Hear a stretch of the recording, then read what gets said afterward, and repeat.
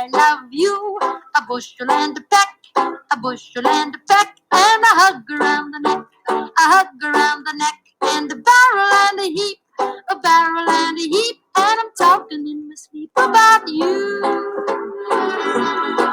about you. 'Cause I love you a bushel and a peck, you bet your pretty neck I do.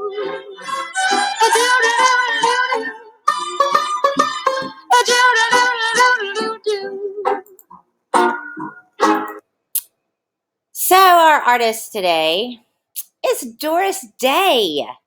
Today is would have been my granddad's birthday. He loved Doris Day. He used to sing me that song all the time growing up. So I thought I'd share that with you today since it's his birthday. Again, Doris Day was a really popular singer and actress in the 50s and the 60s. She even had her own TV show. I used to stay at my grandparents' house a lot because both my parents worked. And so I love you a bushel and a peck and a hug around the neck was a phrase that I used with my grandparents all the time. I miss them a whole bunch. Okay, so I'm going to try to make this video super quick today and get through our paragraphs because yesterday's video was like 30 minutes, so I thought I'd give you a shorter video today. To get started, let's look at this image. This is a swan. This is a duck. So you can just kind of visualize what a duck looks like and what a swan looks like. Those are important characters in our story that we're reading. Our goals are the same today. We are analyzing and annotating as we read. We're going to try to do paragraph, I think we were on paragraph 17 through paragraph 30 today. Not a very long stretch of text to cover. We're doing that so that on Thursday, when we get the Google form, we can answer the questions and test our skills at picking up author's purpose, how, he uses literary devices to illustrate a point, and maybe we can pick up some vocabulary words. And then finally, we're going to use the lesson or the theme from this story to inspire our journal entry on Friday. Quick reminder, this is our plot diagram. We did a lot of exposition yesterday. We know that we've got a mother duck. She's had this odd egg. It was very large. We annotated and highlighted this information yesterday, and we figured out a little bit about the conflict. We know that this ugly duckling, doesn't fit in. He's different. He doesn't look like everybody else, and so they're giving him a hard time. So that's kind of what we're going to probably read more about today if we're following this plot diagram. Things are going to get complicated for the little duck, and we'll see if that really happens. Vocabulary words today, be on the lookout and circle or highlight words that you don't know or don't understand. Again, I don't think that there are very many in this text that are challenging for you. Theme.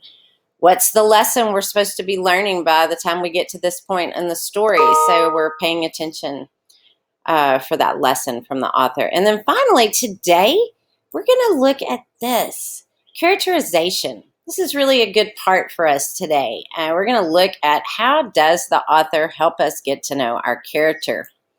There are different ways that authors do that. One of the first ways that they do that is they just straight up tell you. And they might say, hey, that duck is mean. So that's very obvious. He just straight up told you that the duck was mean. They can do it indirectly. It's, details that they give you. He gave the duck an evil stare and then bit him. We can tell that if you give someone an evil stare and then you bite them, that you're pretty much a mean person. So again, details that aren't directly stated. And then finally, how does a character interact with other characters? What do they say to one another? Dialogue's really important. How do they act towards one another? Actions kind of illustrate motivation. So how does our character interact with other characters? And we'll see a lot of this today. And because of this right here, how these interactions go, we get an enormous amount of information about our main character. So without further ado, so I can let you go today, we're going to pop on over here And we're going to get back to where we were yesterday. We stopped at, I think, 7, right? Okay, we're going to start right here. Here we go. You can bring it to me. And so they made themselves comfortable. But the poor duckling, who had crept out of his shell last of all and looked so ugly, was bitten and pushed and made fun of, not only by the ducks, but by all the poultry.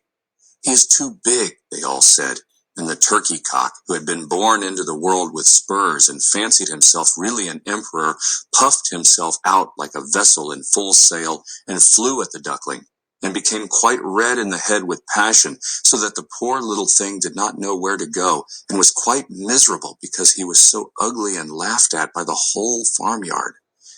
So it went on from day to day till it got worse and worse. The poor duckling was driven about by everyone.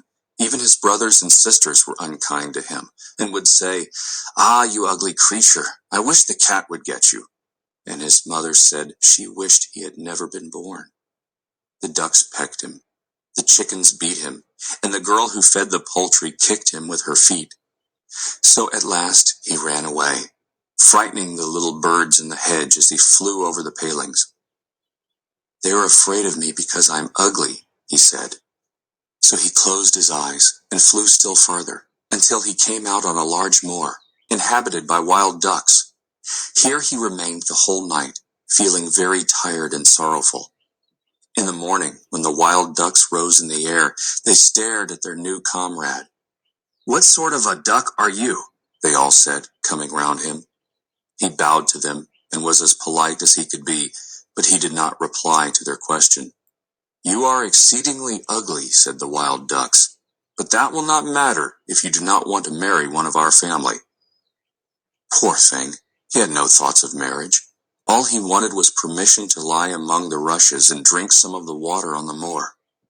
After he had been on the moor 2 days, there came 2 wild geese, or rather goslings, for they had not been out of the egg long, and were very saucy. "Listen, friend," said one of them to the duckling, "you are so ugly that we like you very well. Will you go with us and become a bird of passage? Not far from here is another moor, in which there are some pretty wild geese, all unmarried. It is a chance for you to get a wife. You may be lucky, ugly as you are." Pop, pop, sounded in the air, and the 2 wild geese fell dead among the rushes, and the water was tinged with blood. Pop, pop, echoed far and wide in the distance, and whole flocks of wild geese rose up from the rushes. The sound continued from every direction, for the sportsmen surrounded the moor, and some were even seated on branches of trees overlooking the rushes.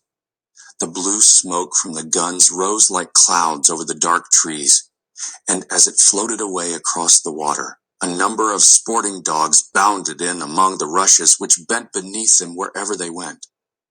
How they terrified the poor duckling! He turned away his head to hide it under his wing, and at the same moment a large terrible dog passed quite near him. His jaws were open, his tongue hung from his mouth, and his eyes glared fearfully.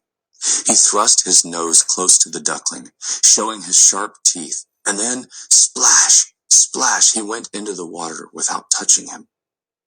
"Oh," sighed the duckling, "how thankful I am for being so ugly, even a dog will not bite me." And so he lay quite still, while the shot rattled through the rushes, and gun after gun was fired over him. It was late in the day before all became quiet, but even then the poor young thing did not dare to move. He waited quietly for several hours, and then, after looking carefully around him, hastened away from the moor as fast as he could. He ran over field and meadow till a storm arose, and he could hardly struggle against it. Towards evening, he reached a poor little cottage that seemed ready to fall, and only remained standing because it could not decide on which side to fall first. The storm continued so violent that the duckling could go no farther. He sat down by the cottage, and then he noticed that the door was not quite closed in consequence of one of the hinges having given way. There was therefore a narrow opening near the bottom, large enough for him to slip through, which he did very quietly, and got a shelter for the night. A woman, a tomcat, and a hen lived in this cottage. The tomcat, whom the mistress called my little son, was a great favorite. He could raise his back and purr, and could even throw out sparks from his fur if it were stroked the wrong way. The hen had very short legs, so she was called Chickie Shortlegs. She laid good eggs, and her mistress loved her as if she had been her own child. In the morning, the strange visitor was discovered, and the tomcat began to purr, and the hen to cluck. "What is that noise about?" said the old woman, looking round the room, but her sight was not very good. Therefore, when she saw the duckling, she thought it must be a fat duck that had strayed from home. "Oh, what a prize!" she exclaimed. "I hope it is not a drake, for then I shall have some duck's eggs. I must wait and see." So the duckling was allowed to remain on trial for 3 weeks, but there were no eggs. Now the tomcat was the master of the house, and the hen was mistress, and they always said, "we and the world," for they believed themselves to be half the world, and the better half too. The duckling thought that others might hold a different opinion on the subject, but the hen would not listen to such doubts. "Can you lay eggs?" she asked. "No." "Then have the goodness to hold your tongue. Can you raise your back, or purr, or throw out sparks?" said the tomcat. "No." "Then you have no right to express an opinion when sensible people are speaking." So the duckling sat in a corner, feeling very low-spirited, till the sunshine and the fresh air came into the room through the open door, and then he began to feel such a great longing for a swim on the water that he could not help telling the hen. "What an absurd idea," said the hen. "You have nothing else to do, therefore you have foolish fancies. If you could purr or lay eggs, they would pass away." "But it is so delightful to swim about on the water," said the duckling, "and so refreshing to feel it close over your head while you dive down to the bottom." "Delightful indeed," said the hen. "Why, you must be crazy. Ask the cat. He is the cleverest animal I know. Ask him how he would like to swim about on the water, or to dive under it. For I will not speak of my own opinion. Ask our mistress, the old woman. There is no one in the world more clever than she is. Do you think she would like to swim, or to let the water close over her head?" "You don't understand me," said the duckling. "We don't understand you. Who can understand you, I wonder? Do you consider yourself more clever than the cat, or the old woman? I will say nothing of myself. Don't imagine such nonsense, child, and thank your good fortune that you have been received here. Are you not in a warm room, and in society from which you may learn something? But you are a chatterer, and your company is not very agreeable. Believe me, I speak only for your good. I may tell you unpleasant truths, but that is a proof of my friendship. I advise you, therefore, to lay eggs and learn to purr as quickly as possible." "I believe I must go out into the world again," said the duckling.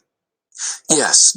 All right. So let's quickly go back over kind of what we saw in these paragraphs. Again, a lot of characterization going on. I think that's mainly what our focus should be. So we've got the poor duckling. The word poor, again, connotations make us feel sad for the duck. He wasn't accepted. He was too big. And so he left. And he, went to a large moor, which again is a body of water. And he was surrounded by all these wild ducks, and the interactions here were kind of scary. They got, shot. So we have this automatopoeia again, that pop, pop. And so clearly, maybe it's not all fun and games being a duck. And then, again, he didn't get picked up by the mean, ugly dog. And the dog was scary. If we look at the characterization of the dog, he had like really sharp teeth, and he had, big jaws. And so lots of details that make him seem really scary. All right. So then he runs away because he doesn't fit in. He gets to another cottage and he has to interact with this cat and this hen and this woman. And they, of course, don't see his value. He can't lay eggs and he can't purr. And so, again, he's not feeling like he's important or valuable. And he talks about wanting to swim here. So, again, this is really interesting. It's a clue about maybe his identity because he doesn't really know what he is. You know, you can tell by these interactions here with the hen and the cat. He doesn't know. They're like, "Can you lay eggs? Can you purr?" And he says, "No, but I like to swim." So we're getting clues about his identity. He too is getting clues about his identity by these interactions with other characters. Again, characterization. And so in this part, it's revealed that he loves to swim. He's really good at it. We knew that from the first part too. It was what his mother was so proud of him for doing. Again, here when he says, "You don't understand me," this is a clue to how he's feeling. This is characterization. He feels alienated, like nobody really understands him. And since they don't, he feels like he must leave again. And so that's where we are today. We will pick up with paragraph 30 and finish this off tomorrow and answer a Google form. And that's all we're going to do. And then Friday we'll do our journal entry. So until then, au revoir, homies.